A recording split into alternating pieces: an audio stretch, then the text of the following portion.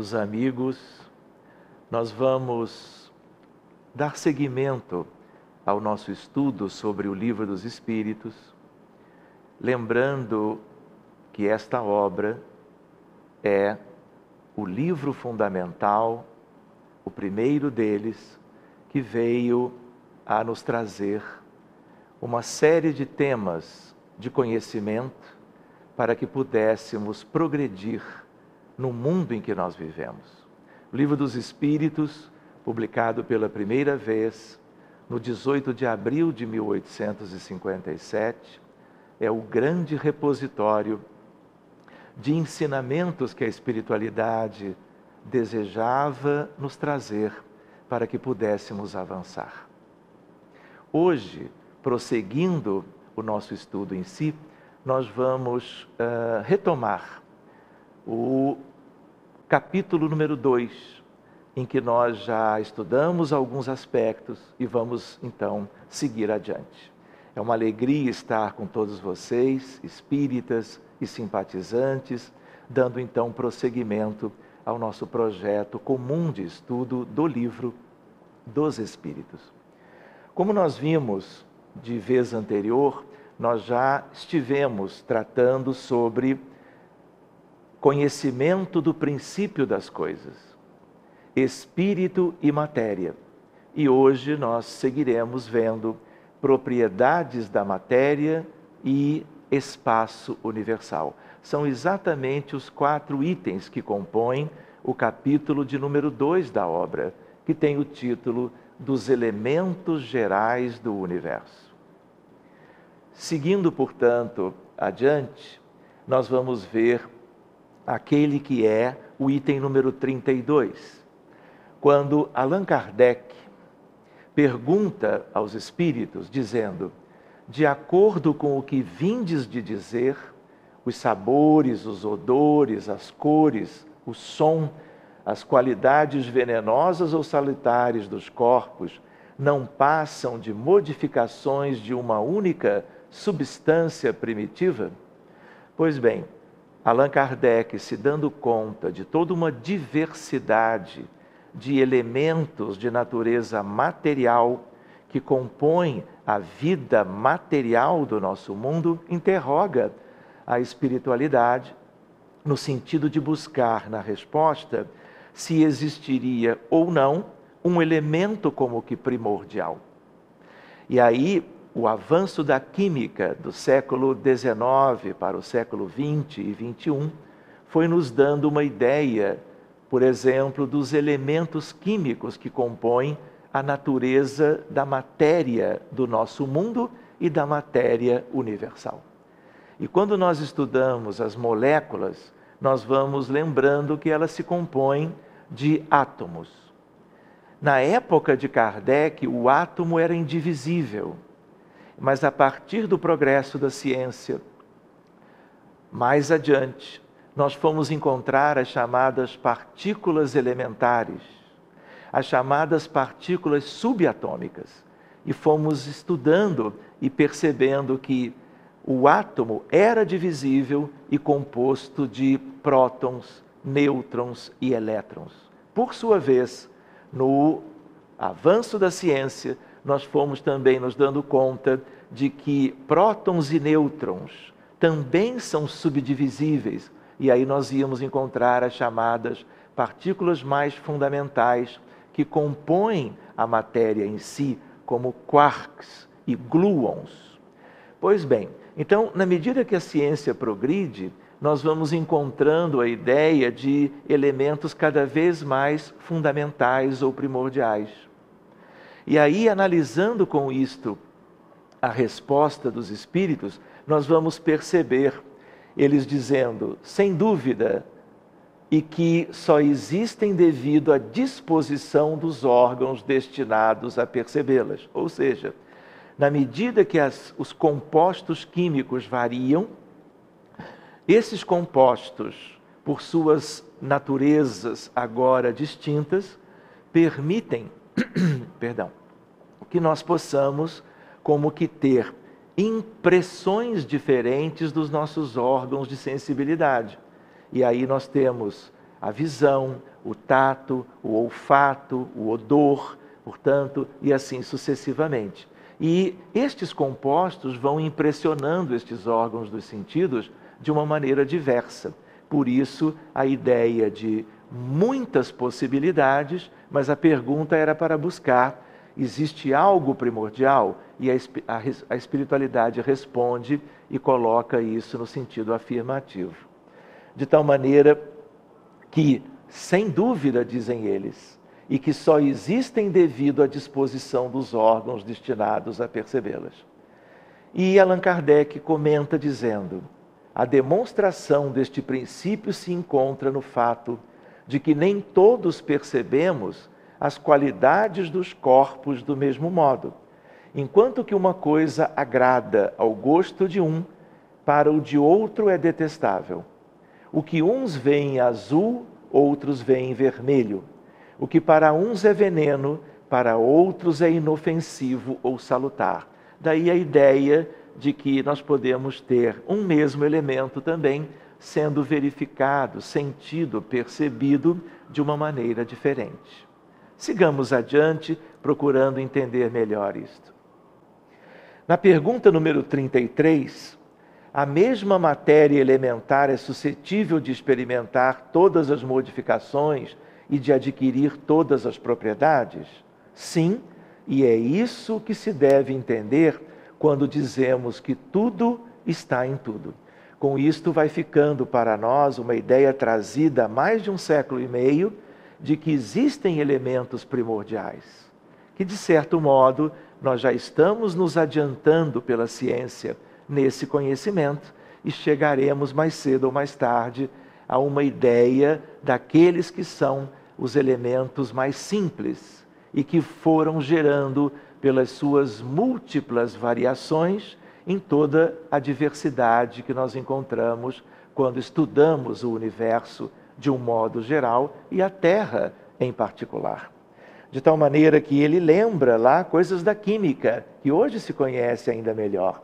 O oxigênio, o hidrogênio, o azoto, que é o nitrogênio, o carbono e todos os corpos que consideramos simples são meras modificações de uma substância primitiva.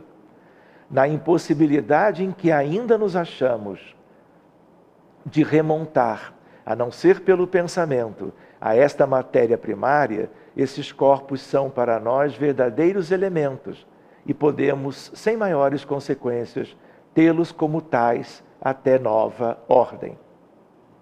E aí alguns comentários que vieram pertinentes a esta questão do próprio codificador Allan Kardec.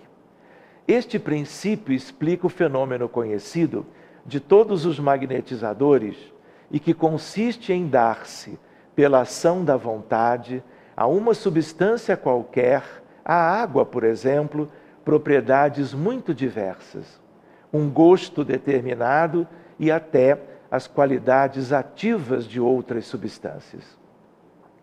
Desde que não há mais de um elemento primitivo e que as propriedades dos diferentes corpos são apenas modificações desse elemento, o que se segue é que a mais inofensiva substância tem o mesmo princípio que a mais deletéria. Assim, a água que se compõe de uma parte de oxigênio e de duas de hidrogênio se torna corrosiva, duplicando-se a proporção do oxigênio. Transformação análoga se pode produzir por meio da ação magnética dirigida pela vontade. Então, nós podemos perceber Allan Kardec trabalhando umas questões simples da própria química, comparando a água comum com uma água especial a partir de mais um átomo de oxigênio, trazendo então com ela características novas e se tornando propriamente uma substância diferente e com uma série de características como que de ação real distintas da água comum. Então, nós ainda não estamos, apesar da água ser tão receptiva a mudanças impostas pelas questões humanas, nós ainda assim estamos distantes da substância fundamental. A água é propriamente uma molécula composta de átomos, que por sua vez esses átomos são constituídos de prótons, nêutrons e elétrons, e assim sucessivamente. Na medida que nós podemos avançar nesse conhecimento, nós vamos chegando cada vez mais à intimidade da essência da matéria. Esse tipo de conhecimento também nos é útil nas questões das magnetizações, porque a água, além de ser suscetível a mudanças químicas, ela é suscetível também a impregnações de fluidos que nós podemos impor a essa substância que nós chamamos de água, de tal maneira que nós podemos impregná-la de fluidos salutares e nós também podemos fazer uma impregnação de fluidos opostos, porque ela é receptiva, ela é uma substância relativamente simples e daí certas propriedades de assimilação que ela possui. Por isso, nos ambientes espiritistas, nós utilizamos a água fluidificada, impregnada de fluidos vitais, do médium encarnado que a fluidifica e de fluidos espirituais mais sutis, menos materiais, que vão fazer com que aquela substância que tem tantas utilidades e tão bem conhecida do mundo todo e tão importante para a vida humana na Terra, que ela possa se transformar em elemento de tratamento, elemento curador para certas dificuldades orgânicas e mentais das pessoas que vão ser tratadas desse modo e que procuram a instituição espírita ao longo de todo este período de tempo. Esta ideia da magnetização da água, ela é mais antiga do que propriamente o tempo que nós temos de doutrina espírita no mundo de 1857 para cá. Porque certas propriedades essas da água, elas já eram conhecidas. E nós nos lembramos também da ideia de que nós que somos encarnados, somos constituídos de água.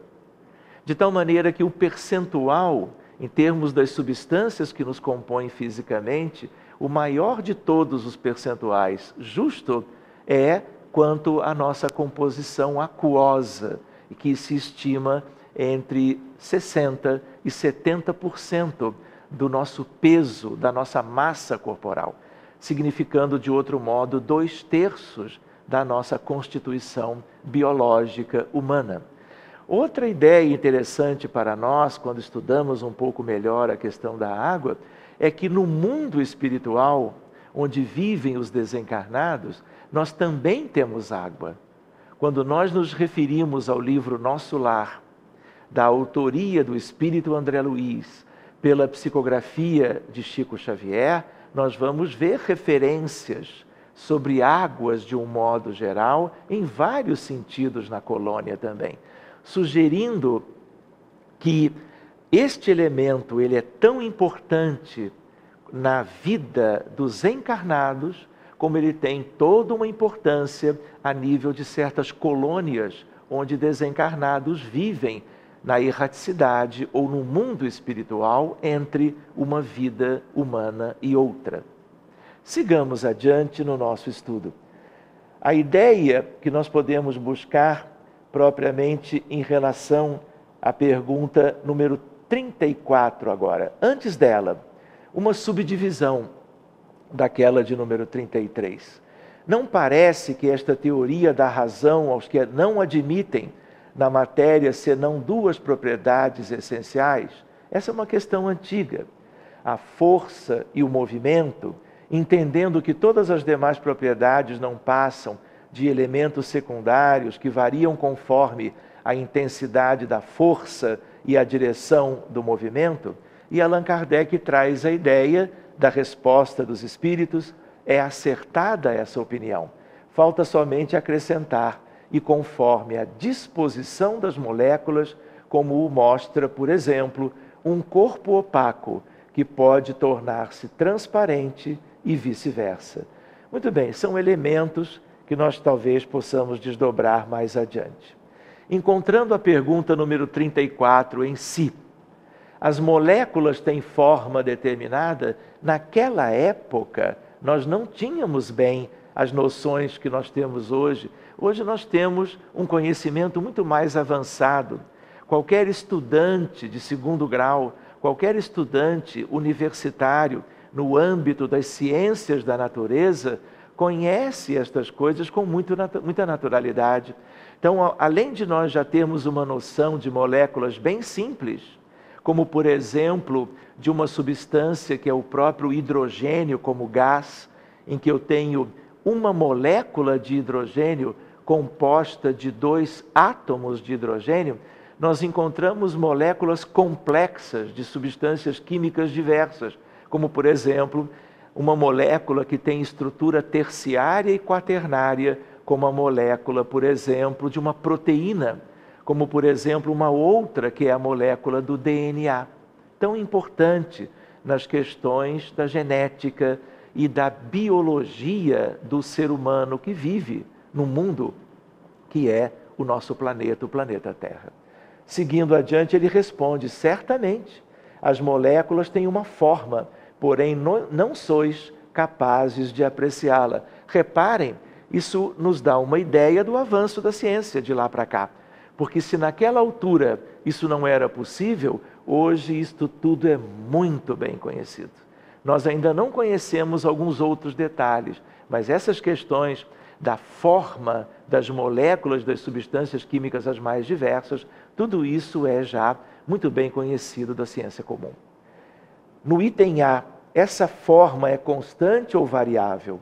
E aí eles respondem: constante a das moléculas elementares primitivas, como nós dizíamos sobre o hidrogênio.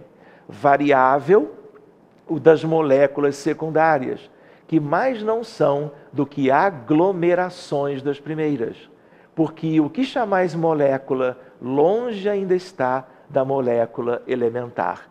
Reparem que nós temos moléculas de constituições cada vez mais complexas e, portanto, com estruturas muito diferentes, dependendo das variedades que nós fomos encontrando ao longo do estudo da química teórica e da química prática, por assim dizer. Seguindo adiante, nós vamos buscar conhecer, logo no próximo programa, sobre o espaço universal, que é então o 4º item do nosso estudo sobre o capítulo 2 de O Livro dos Espíritos. Que Jesus nos abençoe e que nós possamos estar atentos a uma ideia cada vez mais pormenorizada do Livro dos Espíritos, para que possamos aurir cada vez melhor as noções que a espiritualidade tão carinhosamente nos queria entregar. Muito obrigado a todos e até breve.